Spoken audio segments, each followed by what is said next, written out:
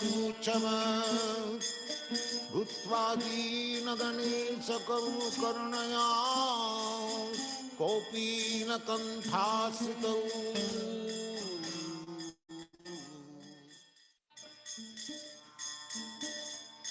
कृष्ण कीर्तन गान नर्तन पनो प्रेमामृतं मनिधि धीरा धीर जन प्रियौ प्रियकरौ निर्मत्सरौ पूजितौ श्री चैतन्य कृपा भरौ भुवि भुव भारावहन्तारकौ वन्दे रूप सनातन रघुजगौ श्रीजीव गोपालकौ कृष्ण कीर्तन गान नर्तन परो प्रेमामृतं निधि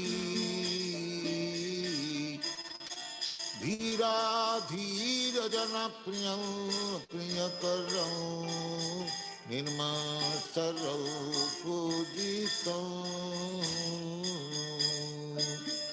नाना शास्त्र विचारणैक निपुणं सद्धर्म संस्थापकं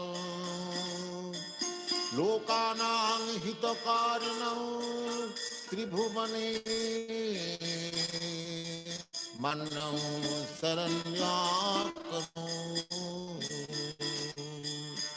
नाना शास्त्र विचारणैक निपुणं सद्धर्म संस्थापकं लोकानां हितकारिणं त्रिभुवने मन्नं शरणाकरं राधा कृष्ण पदारविन्द भजनानन्देन मत्वालिकं वन्दे रूप सनातनं रघुजुगं श्रीजीव गोपालकौ कृष्ण कीर्तन गान नर्तन परो प्रेमामृतं निधि श्री चैतन्य कृपाभरौ भुवि भुव भारावहन्तारकौ वन्दे रूप सनातनं रघुजुगं श्रीजीव गोपालकौ श्रीगौराङ्ग गुणानुवर्णन विधौ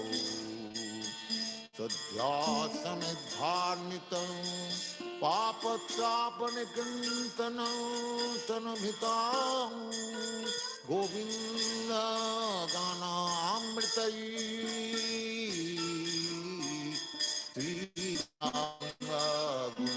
श्रीगुणानुवर्णनविधौ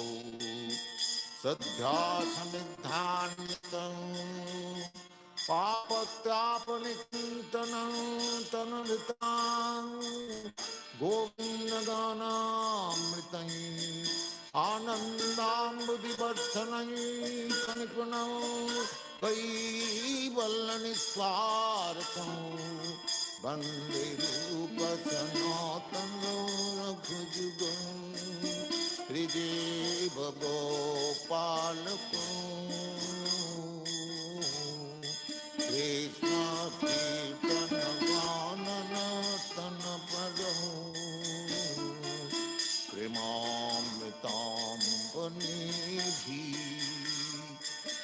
तत्त्वातो नमसे समण्डलपति Shani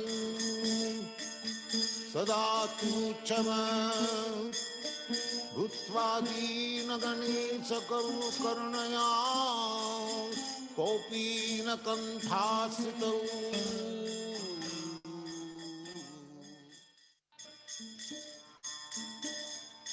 Krishna kirtana ganana tanapanau Premamritam manidhi Dhira dhira jana priyau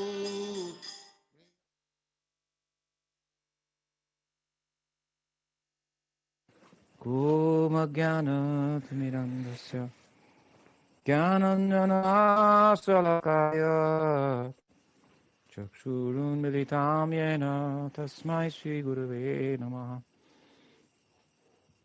Ajunulambito Bujo Kanakabhatatu Sankirtanaya Kapitaro Kamalaya Taksho Vishwambaro Dvijabaro Yugadharma Palo Vande Jagat Priyakaro Karunavataro Vande Shri Krishna Chaitanya Nityananda Sahodito Gurudai Pushpavanto Chitra Sangdo Tamono Vandeham Shri Ramakrishna Abhayo Charano Sako Sukado Paramanando Sundaro Subalapriyo Hey Krishna Karuna Sindhu Dinabandhu Jagatpate Gopisha Gopika Kanta Radha Kanta Namostude Tapta Kanchana Gaurangi Radhe Vrindavaneshwari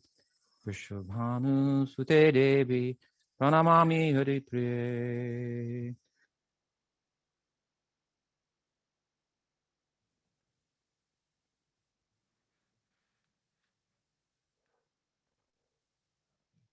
Shri Gaudiya Vaishnav Guru Parampara Ki Jai, Śrī Jīva Goswami Ki Jai, Shri Sandarbha Ki Jai, Anantakota Vaishnavinda Ki Jai. Glorious devotees, thank you for coming to another presentation on Śrī Jīva Goswami's Sandarbhas. Today we'll be discussing the ontology, or the metaphysic of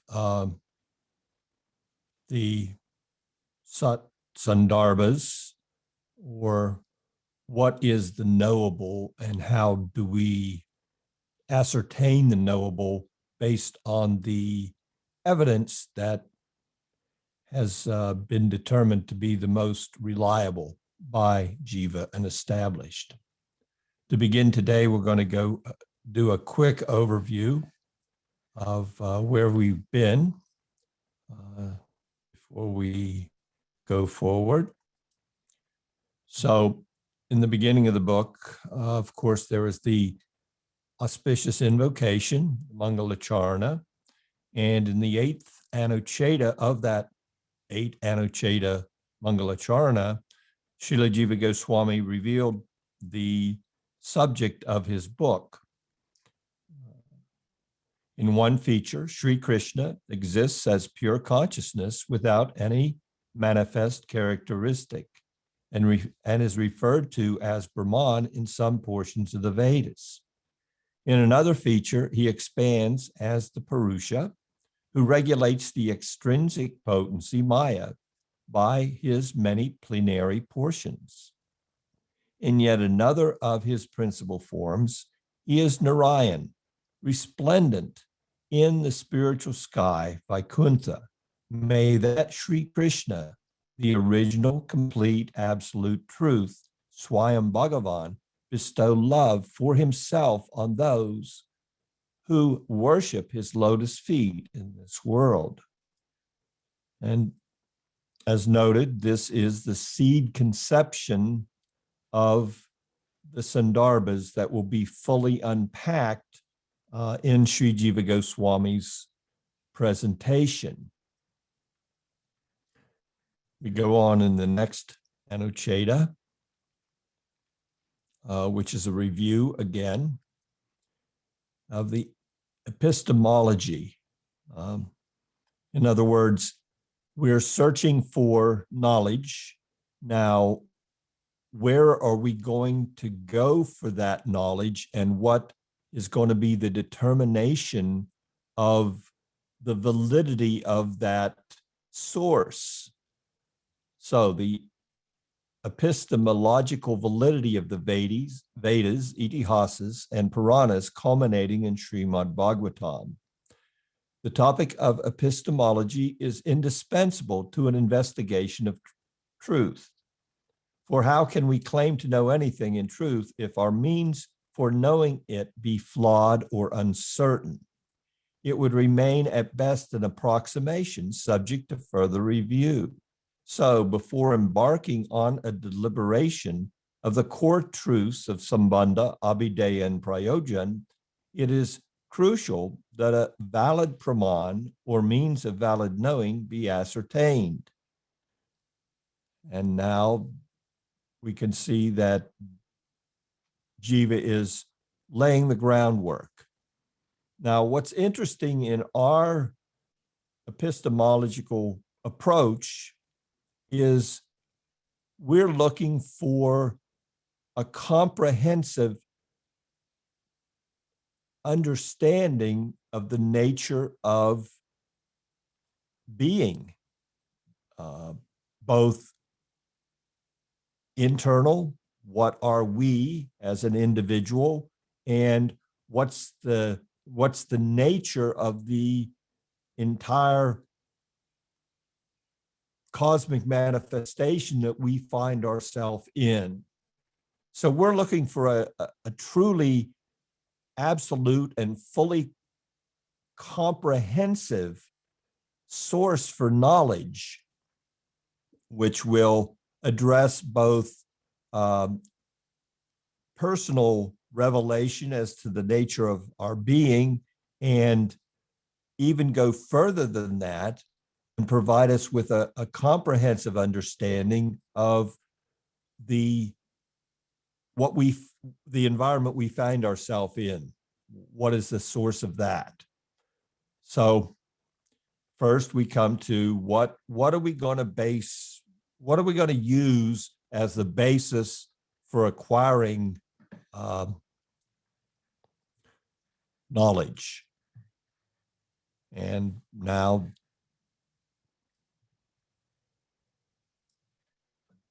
we'll go on and review.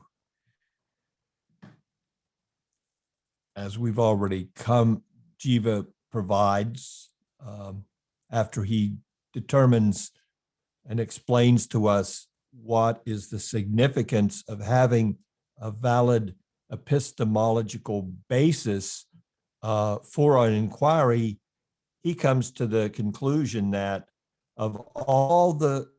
first of all, he first delivers to us the sound understanding that we can't base any knowledge that we receive through our senses and our mind, we can't really consider that wholly reliable, because our senses are not absolutely perfect.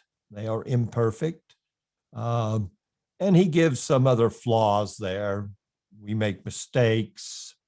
We sometimes are predisposed to a particular way of seeing things. And sometimes we're just in illusion based on the environment. This is, as we know from the philosophy of Krishna consciousness and the philosophy of the self, this is a world of illusion, Maya. And the way one person sees something and another person sees something can be entirely different. So he, after comprehensively reviewing and introducing us to the whole idea of Sabda Brahman, sound vibration that doesn't come from a human source, that it actually comes from a transcendental source, after he discusses that and explains what is the significance of Vedic knowledge being a Purushaya, or descending, then he gradually, step by steps, builds the case for the fact that if we're going to go to a comprehensive source for knowledge, there's no better source than the Srimad Bhagavatam. He says in his 26th Advaitavada, Jiva writes there, consequently, while some scholars conclude that other Puranas are dependent upon the Vedas to derive their authority, Srimad Bhagavatam explicitly refutes the possibility that it may be dependent in this way. Rather, the Bhagavatam stands on its own authority. For this reason, it is in fact the highest manifestation of Shruti, the original Veda.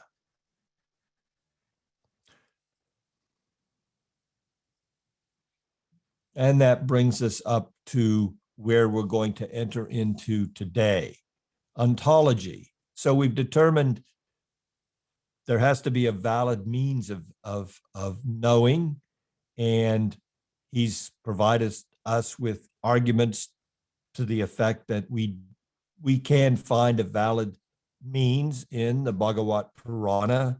So what are we going to find there? If it is a comprehensive source for knowledge about both ourselves and everything that we perceive, and all that is not perceptible by our senses, if it has that, then what's this great literature all about? What's knowable? What is of value to us about ourselves? What's of value in knowledge about the environment? And what's of value to us about that which lies beyond our direct perception? So today we'll go forward. Jiva's metaphysics for determination of the knowable. And the Sanskrit term for knowable is Prameya. So pramana is the means of knowing, and Prameya is that which is knowable. Śrī Jīva begins an analysis to determine from a transcognitive perspective the subject, the means, and the goal of the Bhagavata Purāṇa, the Prameya. In doing so, he adopts a unique approach in which the subject, means, and goal are shown to be not logical propositions, but directly cognized truths from the transempirical states of awareness of Śrī Śuka and Śrī Vyāsa. In our last discussion, we were introduced to the fact that this Bhagavata Purāṇa, it has some very distinctive features. And those features are the author of the Purāṇa and the speaker of the Purāṇa, the main speaker of that Purāṇa, both had revolutionary experience beyond sensual experience that led to the introduction of this knowledge to human society. And he first went over, in brief, Sukadev's unique position. Sukadev was already a man free of the world as far as wanting to exploit the world for some purpose, knowing that the world itself was truly a place that, although there were many temporary purposes, it offered no comprehensive solution, because all it had to offer was a repetition of repeated birth and death. So as far as you can go in material life through sense perception and the utilization of the mind and inference of all that you can take in, ultimately all that ends in material destruction. So he was a man free of that. He had already come to that realization, and he was himself situated in walking samadhi. He was liberated, although walking in the world. So Jiva introduced that, and then he introduced what brought the author of the Bhagavatam to represent this Purana as the topmost Praman, or evidence regarding spirituality. And that was the author himself, Srila Vyāsa. He had a revelation. He, through the grace of his spiritual master and the mercy of the Supreme Lord himself, was granted access to a transcognition, a state of awareness beyond what the senses and the world around him had to offer. And in that state, and Jiva Goswami goes into that revelation that he experienced through the eyes of the Bhagavatam, and he expands upon that. He unpacks that a little bit for us, showing us that he saw the Supreme Lord, and he saw all of his Shaktis, and he saw that this one Shakti that comprised the material universe and the other Shakti, which is also a conscious potency of his, the Jiva, how they interacted and how the material nature was working upon the Jivas and keeping them in a state of ignorance, avidya. And then he saw the solution to that avidya, whereby that ignorance, which ultimately ends in suffering for the living entity, can be eradicated. And therefore, from that samadhi, he gave us a commentary on his samadhi. It's called a samadhi bhashya. His commentary is the Srimad Bhagavatam. So we're going to continue where we left off. And we're going to continue here with the 32nd Anucheta. As again, I will remind you that we're not going in depth into the Tattva Sandarbha. We're just taking some high points.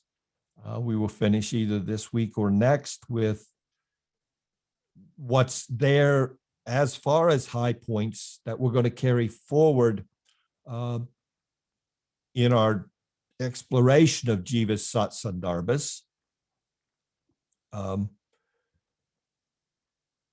So again, I've just pulled out specific things just to give us hints and also a comprehensive understanding of what's presented there in summary.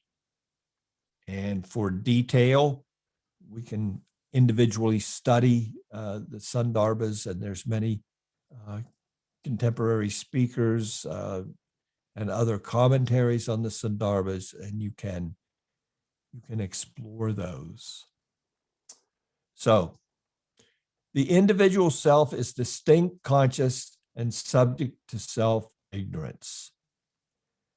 The method, abhideya, that facilitates ultimate attainment and the stage of completion to be attained, prayojan, as we have defined them, are based on the essential distinction between the supreme self and the individual self.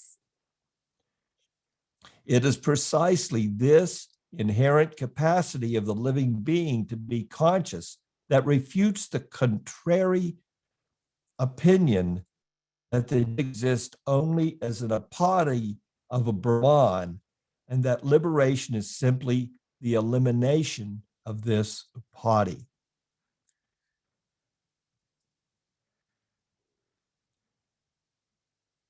He continues in the 34th Anucheta. Although the jiva is purely conscious, Sidrupa, just like the Supreme Being, it is yet distinct from the Supreme Being. This distinction is clearly shown on the one hand by the words Maya is apart from and yet supported by him, the supreme being. Tad apashraya. And on the other hand, by the phrase, the jiva is deluded by Maya. So Jiva, again, he's unpacking the revelation of Srila Vyāsa. So the quotes are from that portion of the Bhagavatam that details the revelation of Srila Vyāsa and the verses that speak to that revelation and what Srila Vyāsa experienced through self-identification as opposed to observation. That's the way it's spoken of, revelation. You know you can relate with it on a direct level. So we're going to continue now, and although Śrī Jīva Goswami has not provided us with a Sandarbha on Brahman, even though he explained in the 8th Anucheda at the beginning of his Sandarbhas what was the subject, and he elaborated that it's seen differently as Brahman, Paramatma, and Bhagavan. And his personal verse is based on a verse from the Bhagavatam itself, Vedanti tat tattva vidas tattvam yanamadvayam brahmeti paramatmeti bhagavaniti subjite. So learned transcendentalists approach this non-dual absolute differently, and they aspire to different revelation in regards to the absolute, and they also aspire to different attainments of spiritual perfection in relationship with those various visions. But we're not going to get a Brahman Sandarbha from Jiva, because what is there to say of it? But at this point in his Tattva Sandarbha, he is going to give us some input as to what Brahman isn't. So he's going to point out where the Advaitavada, that it's all one, this idea, Brahman, Brahmeti, where Sankaracharya has led people astray. And that conception of the Supreme is commonly referred to, we're most commonly aware of it in the terminology, the Mayavad conception. Or another way to look at it is radical non-dualism. It's non-dualistic thought, but it's radical in that it lies outside of common sense and outside of the jurisdiction of the Vedic conclusion. So there is the Brahman conception of the supreme absolute truth that is properly presented in the Vedas and represents an aspect of the supreme. And there is the radical non-dualistic idea regarding Brahman, which was introduced into society by Sankaracharya at the request of Krishna. He made this request of Lord Shiva, please, you come and you misrepresent the Vedas, and then we'll have something to work on and we'll fix that. It's a long history, and I'm not going to go into it right now, but it was a necessary step to introduce this radical non-dualistic approach in order to pull people away from the voidist conception put forth by Lord Buddha, who had to introduce that conception in order to pull people away from a misutilization of the Vedic conclusion for their personal sense gratification. So, as we know, Buddha came along and he refuted the Vedas. He said, this sacrifice is not good. Take to the path of ahimsa. Don't be engaged in all these sacrifices for your benefit, because all you're doing is you're harming, you're creating pain in the world. That from that pain, nothing good can happen. No good can come, ultimately. So people were misusing the Vedas and just wanting the benefits of the sacrifices without seeing the purpose behind them. So along comes Buddha. He stops all the sacrifices. Along comes Sankaracharya to refute that aspect of Buddhism where we basically took the soul out of spiritual life, because he said ultimately it's all nothing, nirvana. You enter into a state of no karma, no nothing. Then Sankaracharya comes along and he says, well, no, we can go back to the Vedas and we can accept them in a way that allows us to see the position of our ultimate attainment as Brahman. And there's a distinction between nothing and spiritually something. So he introduced his philosophy.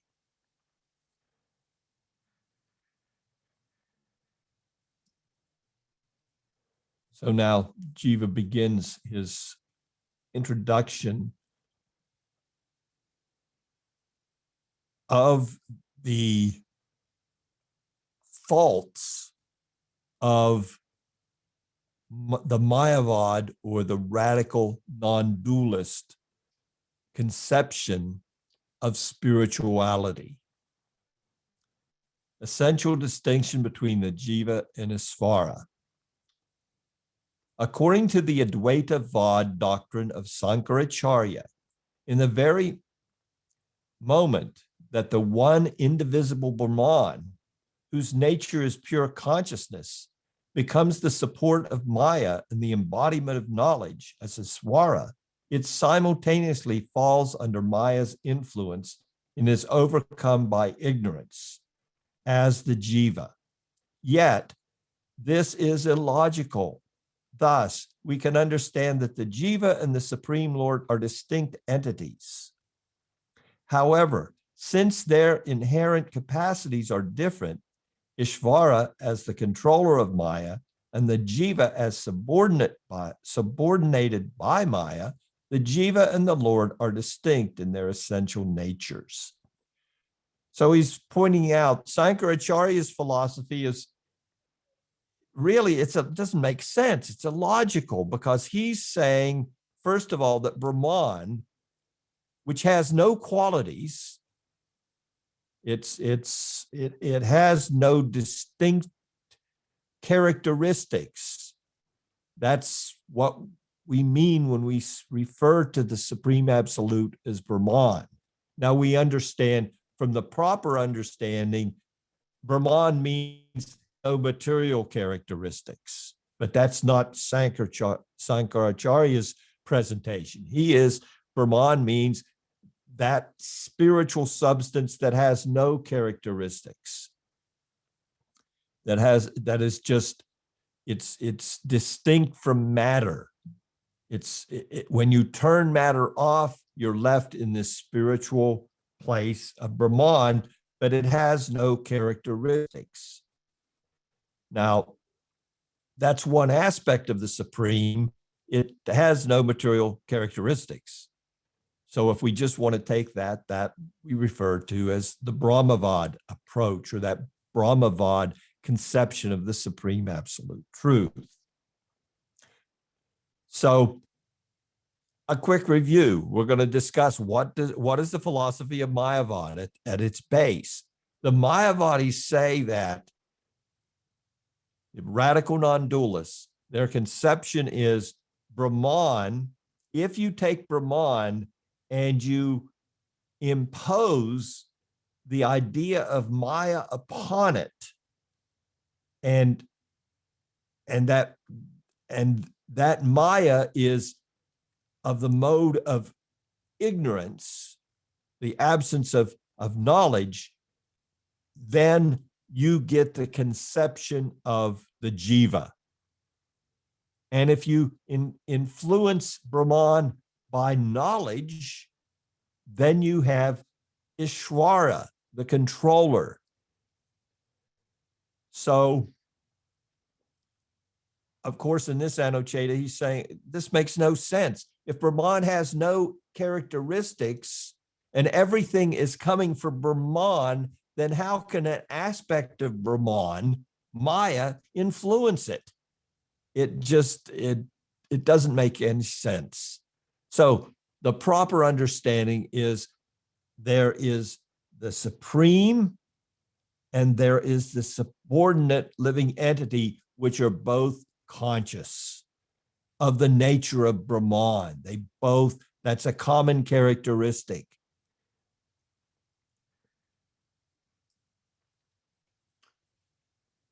So he goes on and he's going to expand a little more just so we kind of get the point. The Jiva is not merely the product of an upadhi of Brahman. This is what Sankarya says it is. Also, the radical non-dualist position of Sri Sankara cannot explain away this difference between the Jiva and the Supreme Being as no more than a division or a reflection of Brahman into a hierarchy of upadhis. Again, their philosophy is if Brahman is influenced by Maya, which is its manifestation, because Brahman is everything. If Brahman can influence itself by ignorance, we have the Jiva. And if Brahman can influence itself by goodness, then we have what we refer to as a Supreme Being, Isvara. But how can either of these upadhis, these influences, come upon Brahman in the first place? It makes no sense. Therefore, Śrī Jīva Goswami now introduces inconsistencies in radical non-dualism, Advaitavada, and refutes the idea of pratibimba, reflection, and paricheda, delimitation. In other words, these are two ideas that the Advaitins, the radical non-dualists, used to explain their philosophy, that Brahman is reflected into Maya, into the material manifestation, or Brahman is cut up into little pieces. And then if you're liberated, moksha means you re-merge into Brahman. You realize that that was just an illusion. So the illusion was either a reflection of Brahman into a manifestation of the energy of Brahman called Maya, or we take Brahman and we conceive of Brahman being cut into little pieces, which are jivas. And therefore, when you realize that it's really not cut up into little pieces, then you're liberated, and that's called moksha. So Jiva now goes on in his 37th Anucheta to point out these flaws. If we assume that these upadis, upadi means that we're taking an outside influence and putting it on something. So if we assume that these upadis are real because of their empirical validity, still, because Brahman is not subject to any influence, it cannot be delimited by them. Moreover, Brahman can cast no reflection because it is devoid of attributes, all-pervading and indivisible, without parts. Since Brahman has no attributes, it can have no relation with upadis. Since it is all-pervading, it cannot be divided into an object and its reflection. And since it is individual and uniform, it cannot be seen. If, however, there are real upadis delimiting Brahman, paricheda, or acting as the medium of its reflection, pratibimba, a person could not get rid of them simply by intuitive knowledge of his essential oneness with the Supreme. And if the radical non-dualists propose that freedom from upadis is due to the influence of the Supreme Entity referred to by the pronoun tat, then they are in agreement with our view. Then they agree that there has to be a Supreme Personality which invokes his will upon the material energy, and therefore the ultimate is not Brahman, because now we have an outside influence which is controlling Brahman.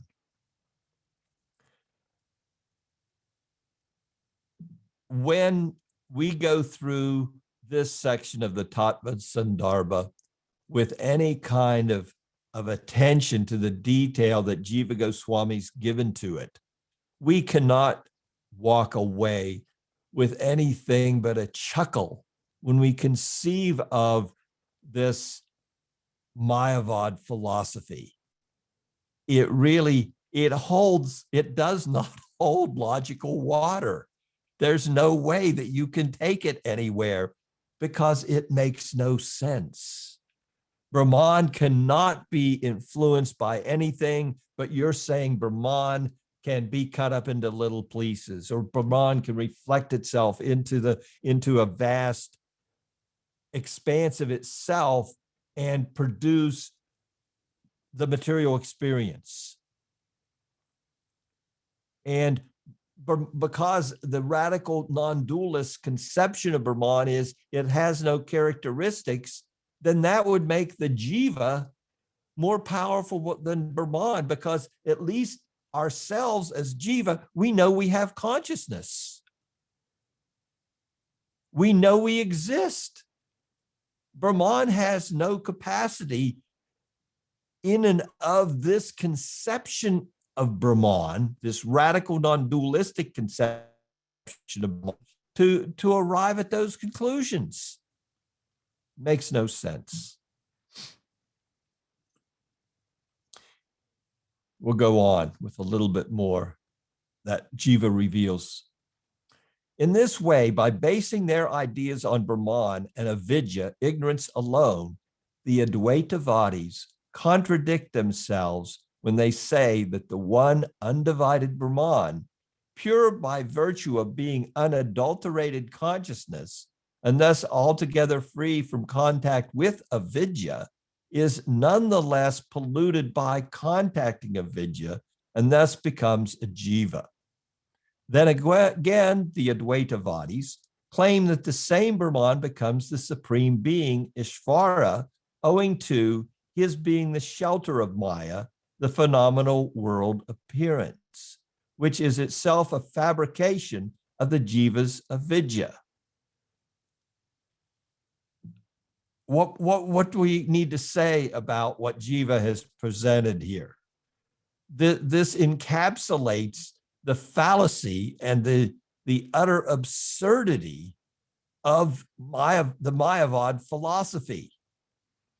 And believe me, there are thousands upon thousands of followers of Sankaracharya that can sit down and utilize the Vedas to put forth this conception of radical non-dualism or Mayavad, and they're very expert at putting forth this conclusion, and so expert that the neophyte Vaishnav is warned and cautioned, do not associate with these individuals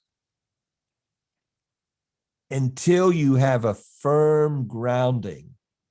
You cannot, they can assail you with their word jugglery of the Vedas in such a way that you yourself will become bewildered by what they put forward. And it can influence your proper understanding as being received, as you're receiving in disciplic succession. So we're given all caution, avoid this association. We don't need to discuss this. Well, you'd say, well, why is Jiva taking the time to put it out there? He's putting it out there so we can recognize it for what it is. And he does it in the context of giving us the comprehensive understanding from the Bhagavat of what is Sambandha, Abhideya, and Prayojan, proper understanding, the proper practice, and the proper attainment to be had by serious spiritual inquiry based upon the Srimad Bhagavatam. He goes on in that same annotated, and yet that very Brahman supposedly again becomes the Jiva due to the influence of Isvara's Maya. These two states, however, are clearly incompatible. The inevitable contradictions implicit in this view are that avidya is able to infiltrate pure consciousness, Brahman. That vidya knowledge is present within Isvara, who is nonetheless an upadi upon Brahman, fabricated out of that avidya. And that although Isvara is the proprietor of vidya, knowledge, he is yet illusory in nature. We should carefully analyze how these and other speculative ideas are simply incoherent. And we can see here also from the Vaishnava point of view, and specifically our Gaudiya Vaishnava point of view, how those that take up this understanding of the nature of being, this radical non-dualistic understanding called Mayavad, they become offenders at the lotus feet of the Supreme Lord, because their understanding is incoherent. But not only is it incoherent, but when they conceive of the Supreme Lord, he has no characteristics. He can't see, he can't walk, he can't move, he can't create, because why? From their viewpoint, God is simply an imposition on Brahman of ignorance in the ultimate issue. Although they conceive of, well, the Isvara portion, where when we come to understanding an Isvara, we're talking about somebody not influenced by ignorance, although the complete influence that of the realm that he exerts himself in is created by ignorance. It's incoherent, as Jiva Goswami says. And then he goes on. Srila Vyasadev's direct experience, his samadhi, it doesn't reconcile with this absolute non-distinction that's being spoken of by Sankaracharya. Furthermore, if the absolute oneness of the jivas with Brahman were the actual purport of Srimad Bhagavatam, Sutta Goswami would have reported that what Srila Vyasadeva witnessed in the state of samadhi was how the one Brahman becomes divided due to ignorance, and how knowledge dispels the suffering caused by this duality. And if Bhagavan's divine play and qualities were unreal, it would contradict what Sri Sukadeva experienced in his heart. Again, Sukadeva Goswami was he was already liberated. He had attained moksha in relationship to him, into the nature of his core being. He understood he was not part and parcel of the material energy. So he was a jivan mukta. Although walking in the world, he was free of the world. Although being in the world, he was aware of his inner self. And despite that complete awareness of his spiritual nature and his nature being completely independent of what was happening around him in the material realm, irrespective of that profound realization, we would call walking samadhi, irrespective of that, when he heard the nectarine verses from the Bhagavata Purāṇa about the characteristics of the supreme personality of Godhead, he was attracted. Now, those characteristics could not have come from any material thing, or they would not have attracted him. That is the key to our understanding of what the Bhagavata Purāṇa has to offer us. It has to offer us that revelation, not from a knowledge viewpoint, but from an experiential viewpoint, because the book itself is revelation. It speaks to what is our essence. It has its own agenda of liberating us from the ignorance that's imposed upon us by the Lord's external energy.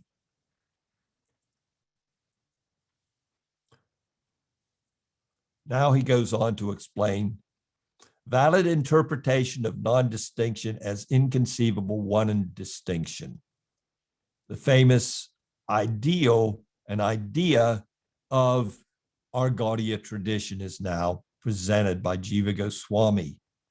Therefore, spiritual statements referring to the jivas as non-different from Brahman should be consistently reconciled so as to concur with the conclusions Vyāsa came to in the state of samadhi.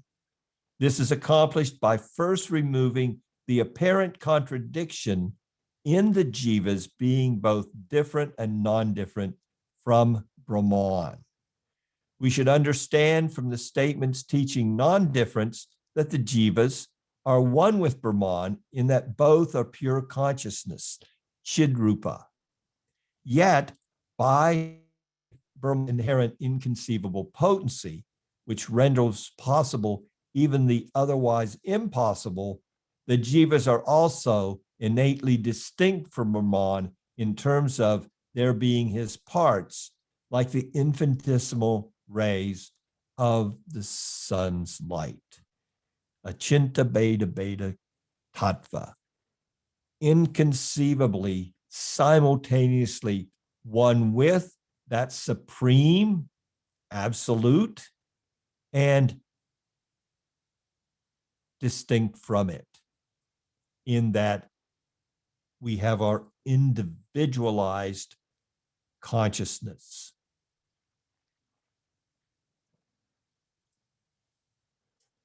So the proper understanding, inconceivable oneness and distinction. In summary, what follows are the ideas underlying the Vedic statements that speak of the oneness of Brahman and the Jivas, employing the analogies of reflection and delimitation. So in the scriptures, we will not deny that these terms, pratibimba and praticheta, are there, but this is the way to understand them. And Jiva is giving that way. The Jiva, like Brahman, is by nature purely consciousness. The Jiva, like Brahman, is distinct from phenomena. The Jiva is one of Brahman's energies. The Jiva is eternally dependent on Brahman. The Jiva can never be absolutely one with Brahman. The Jiva is constitutionally an eternal servitor of Brahman. The analogies of reflection and delimitation help us to understand the purely spiritual nature of Brahman.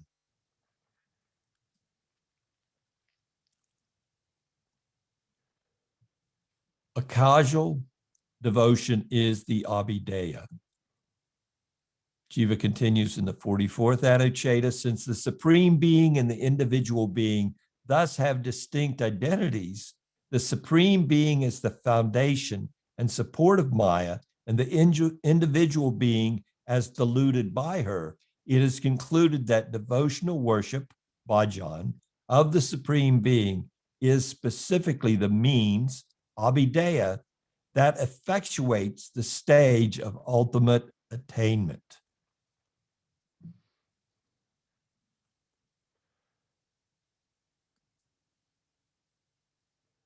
And the ultimate completion, prayojan.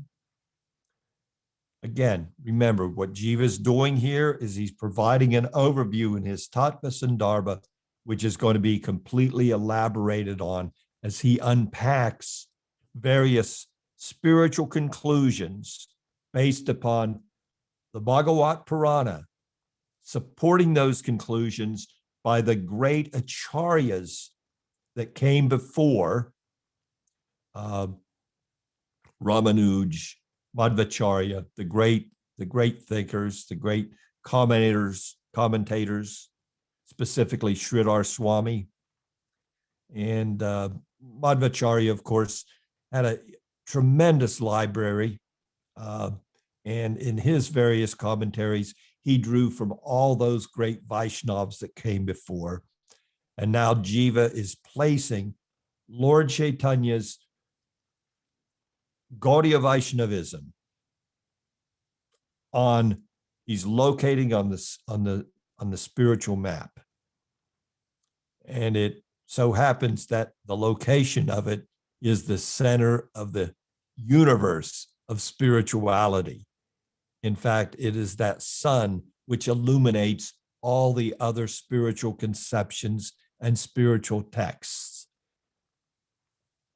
From the above discussion, it is definitely concluded that Sri Bhagavan, the original complete person, is the most deserving recipient of supreme transcendental love, because he instructs all people about their ultimate welfare, because he removes all sorrows, because he is the supreme self of everyone, like the sun in relation to its rays, and because he is perfectly endowed with all wonderful qualities.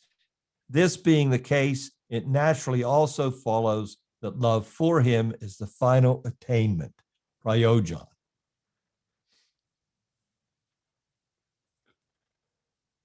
And now we come to that conclusion that we've touched upon already, is even an Atmarama, someone that's completely self-satisfied in the nature of their spiritual being, will be attracted by this great literature, just as Sukadev was. Srila Vyāsadeva, knowing that Sukadev could be subdued by Srimad Bhagavatam alone and not by any other means, somehow induced him to hear a few select Bhagavatam verses depicting Sri Krishna's all-exceeding qualities. In this way, he caused Sukadev's heart to become captivated, and later he taught him the entire narrative. This episode speaks of the supreme glory of Srimad Bhagavatam. If it can attract people of the caliber of a Sukadev Goswami, these are the topmost transcendentalists that walk in human society amongst us. If it can attract those individuals, what's the question? Who can question its glory? Consequently, one should thoroughly investigate the essential truth, Tatparya, of Srimad Bhagavatam that is in perfect accordance with the heart of its speaker and not otherwise.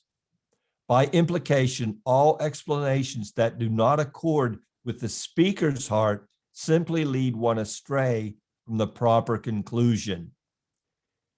And we know that the speaker's heart, Sukadev's true feelings regarding the Bhagavatam, are fully expressed in the 10th canto. So much so that Maharaj Parikshit's son was ready in the wings to immediately begin a kirtan if Sukadev was so much overwhelmed in prema for Krishna through the narration which he was sharing with Maharaj Parikshit. So when the speakers, if we can truly enter into the mystery of the speaker's heart, as we can through his presentation of the Lord's most intimate pastimes with his topmost associates, if we see everything in the light of that, then our understanding of the Bhagavatam will be correct, will be proper, and will be fully beneficial to us.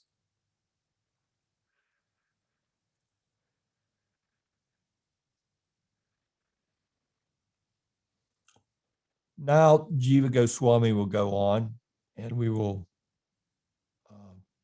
finish up our presentation on the Tattva Sandarbha and do an overview, comprehensive overview in the next class.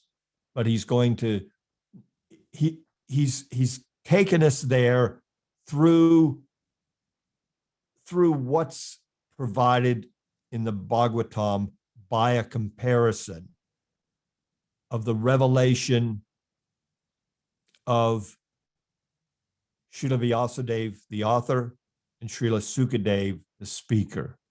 So they had, the Bhagavatam is coming forth from their personal revelation. Now, how are we who don't have yet that revelation to benefit from the Bhagavatam, and how are we to enter into the mysteries of Sambandha from our vantage point? So going forward, Jiva Goswami is going to first give us a viewpoint of Sambandha, Abhideya, and Prayojan in terms of that which we are familiar with, ourself, the nature of what we can observe in ourselves. So he goes first there through observing the individual self, then he takes it further, and now we can also understand the significance of Sambandha, Abhideya, and Prayojan by observing what is in the environment around us.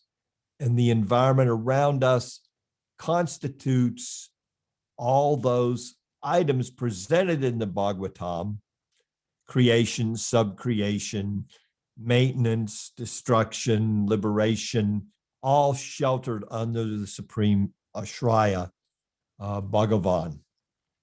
So he's going to take both, he's going to give us a perspective of how we can look at acquiring this knowledge, both by looking at our own situation and then looking out to the world through the eyes of the Bhagavatam. And the Bhagavatam is a major Purāṇa, so it has 10 major subjects. And he's going to review those with us, and then he's going to conclude his Sandarbha there and give us entrance into these conceptions of spiritual reality, Paramatma, Bhagavan, and then Krishna Stu Bhagavan Swayam. So I'll end there. And thank you for your kind association. If anybody has a question.